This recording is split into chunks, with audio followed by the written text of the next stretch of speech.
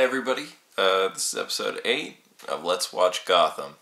This episode was The Mask, and man, you know what, this was a good one. It's got flaws, as many of these episodes do, and I will take time to mention them, but straight up, let me just start with the plot. So, a plot. Gordon, he's fucking going after, there's a case, dude turns up in office equipment, wearing a black ski mask. He's dead. Or in office. He was killed by like office equipment. And he's wearing like a suit, sort of. And suspenders. Like essentially a uniform for an office job. But like a nice office job. And so what this one was about was Richard Sionis. Who made these people fight each other while wearing black masks, and he himself wears a slightly, like a black Asian mask. So clearly it was supposed to be Black Mask. I mean, that's obvious. That's fucking obvious. But this is a really random adaptation of Black Mask. Why? Now you've wasted him.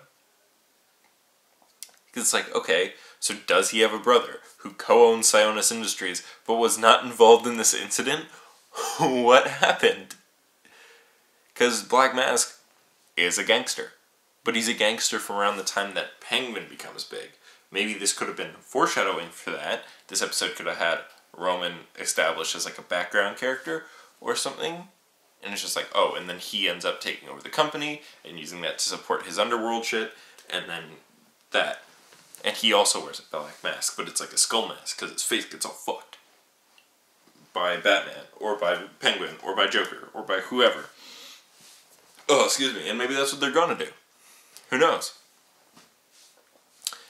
But it would have been cool to foreshadow it here if they do that, instead of just being like, there's another Sionis.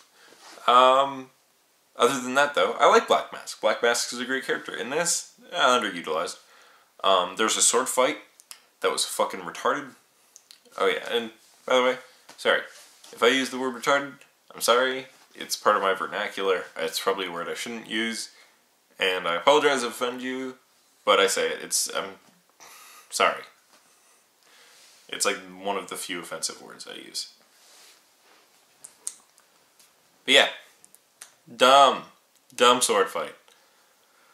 It was kind of goofy, A-plot. Let's move it on to the B-plot.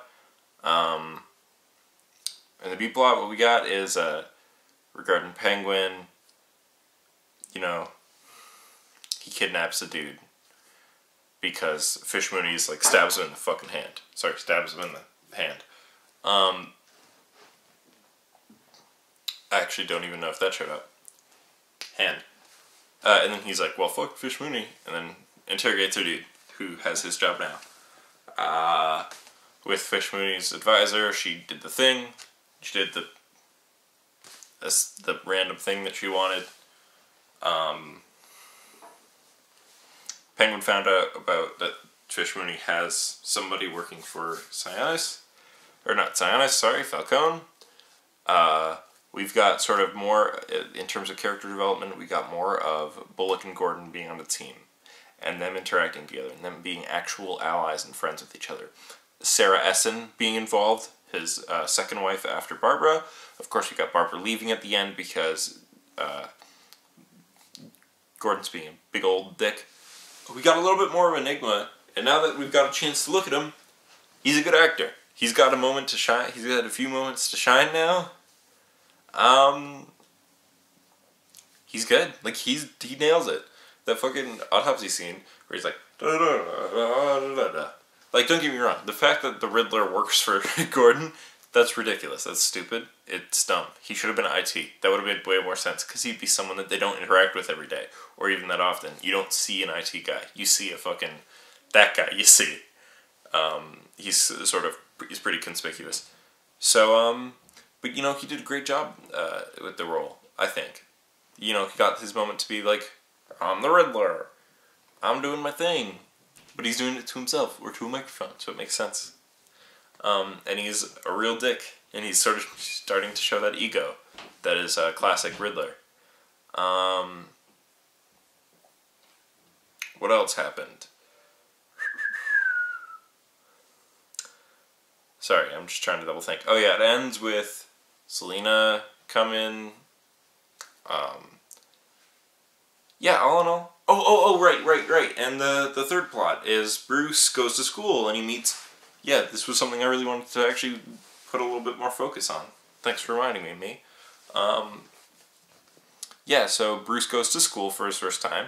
It's like sort of a private school, which I have a history with. If you've seen other videos, I have a history with. I went to more private schools where you wear like suits and shit when I was younger for high school and grade school. So sort of my expertise. Don't really get into a fight at those schools, but whatever. It's TV. It's Gotham. It's stylized. Who cares? Basically, what happens is Tommy Elliott's like, I'm obviously a serial killer. And they got like the ugliest kid to play him, and he looks like gross as fuck. Which it's and he's like, your mom's dead, lol, lol. I mean, they should have portrayed that better. He could have been a more recurring character. Instead, what happened is he's the first person Bruce beats the shit out of. Kind of less interesting than his comic backstory, where he's Bruce's friend throughout his childhood and teens. His parents die. Bruce's parents die, and he consoles him, but is also kind of jealous of him, but doesn't tell him because he obviously knows he's weird. And he's roughly on par as being as handsome as Bruce, and he's a lifelong friend up until sort of they kind of stop talking when Bruce leaves to become Batman, and then he comes back, and they're kind of out of touch. Then they get in touch when he becomes Hush. Spoiler alert for Batman Hush. But I mean, it's already, people have already said it's Tommy Elliott. If you played Arkham Knight, you know who Hush is. So that's who Hush is, the kid. Supposedly. They had him beat him up. Don't worry, that was good too, though. Him beating him up was good. I'm just saying, it would have been better just for him to be friends with him, and that wasn't the... Alfred, can you teach me to fight? Sure. Oh yeah, he beats him up. It was good. It was a good scene. He beats him up. It was good. It was rewarding. You're like, yeah, he beats him up. That's good. I like seeing him beat up people. Because the kid who plays Bruce is a fucking psycho. And he looks like a fucking psycho, and he talks like one. And him not wanting to go to school makes so much sense. But he does need to learn how to be social. That is true. Because when he becomes Bruce Wayne, he's got to be good at...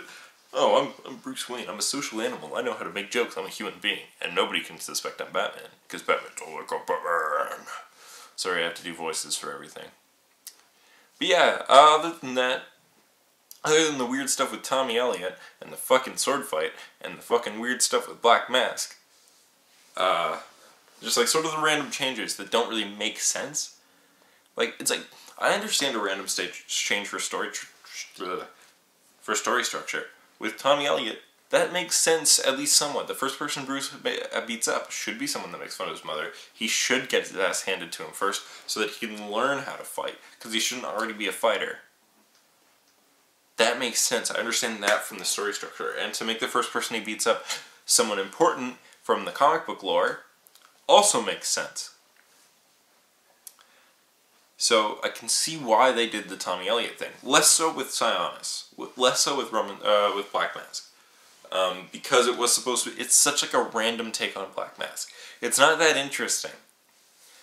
But with Tommy Elliott, that makes sense. I understand why they did it. I'm like, why did it have to be Tommy Elliott? Couldn't it be Crazy Quilt? Be the first person he beats up. Or like... Oh god, what was the name of the first villain? You should have been like... Oh man, I know Detective Comics number 27, the name of the gangster. It was something. I don't remember. But wouldn't that have been awesome? That's the first kid he beats up as a reference to Detective Comics number 27? That would have been cool. Because he fights a gangster in that one. That would have been rad. Or like, I don't know who else is around Bruce's age that's Batman villain. It's slightly lesser known than Hush as well. You could have had it be Waylon Jones. No, his parents aren't rich. I think he should be around the same age as Jonathan Crane. No, you know what? Crane should be older than him. Crane! They should have put Crane in the thing. That makes more sense to have Crane. as like a psychologist that works for the GCPD, or with the GCPD, than it is to have fucking Edward Nygma there. But anyway, all in all, sorry, more summary of the episode. I kind of got off on a tangent there. Decent episode. There were some problems. I listed them twice. But heck yeah, man, it's a decent one. Not as good as the last one. Not as exciting, but it's a good follow-up. It's like the last one was high action, this one high character development. And that's good. You need to have a good share. So yeah, it's another solid one. Which is good. Moving further and further away from the shit ones, or the meh ones. This one's a little bit more meh, but then again it's a little bit more character development, which I like. I like character development. What did you think of the episode, fans? Did you like their take on Black Mask? Do you think it's better than the actual take on Black Mask, which is just a bit silly, and this is silly in a different way, or a better way? Or did you think it was stupid, like me? Write down in the comments below. How do you like the casting for Thomas Elliot? I thought that was kind of, they just picked an ugly looking kid. How do you feel on all the random shit that happened in this episode? Where do you think the story's going? If you know where the story's going, don't be a dick. Put a spoiler alert. Yeah, man. Give us a like if you liked it. Give us a subscribe if you really liked it and you want to keep watching them. If you're already subscribed, stay subscribed. You're doing it. Comment more. Like more. Be a good pal. Share it. Tell other people. Get other people to subscribe. Or don't. I'm not your fucking boss. And now we're talking about comic book recommendations. Again, like last week. I'm used to saying. I don't know why. Every show says week. But like last time, if you want a comic book recommendation from Nathan McGrogan, I would recommend the excellent... Or actually, wait. You know what? No, never mind. No comic book recommendations. You want to know why? We're talking about favorite DC Comics character this week. Or this show. We're talking about favorite DC Comics character. That could be villain. Actually, yeah, let's limit it to villain. So I'd say my favorite DC Comics villain. Sorry, yeah, this is a very on the fly show. My favorite DC Comics villain. It's got to be the Joker. Nobody passes him, man. He's such a great villain, especially when he's utilized right. Not everybody gets him. I know Scott Snyder, his interpretation of the Joker, not a huge fan of, but I like Alan Moore's, and I like who was I thinking? Grant Morrison. His version of the Joker is pretty good too. I like my own personal Joker that's in my head and only I see until I someday write a comic with the Joker in it. I heard Brian Azzarello's series Joker, or book Joker, is decent, but I haven't read it. So, is it good?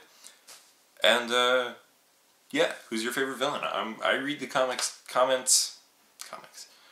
every week, or every show, mind you. So, tell me how you feel. Word up.